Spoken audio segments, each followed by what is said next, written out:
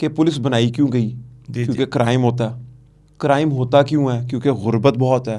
गुर्बत होती क्यों है? क्योंकि एक समाज के अंदर तबका है जो उन गरीबों का पैसा भी अपने पास ले जाता है।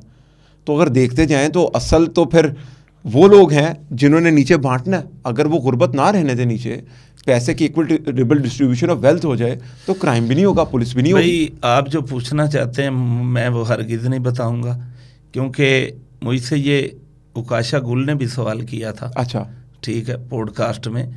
तो मैंने उससे भी रिक्वेस्ट की थी कि चूंकि मैं पुलिस पर्सन हूँ, नहीं आप हमारे लिए सरांकों पे और आप फुट और सोल्जर मैं हमारे। हमेशा उस गवर्नमेंट की ताबेदारी करूंगा जो एक्टिंग गवर्नमेंट होगी। गवर्नमेंट में नहीं आया, मैं समझ गया, सरमायादारों जी, अरबपति लोगों पे आया हूं। असल में जराइम वहाँ पे भी होते हैं जहाँ पे गुर्बत की शरह बहुत कम है।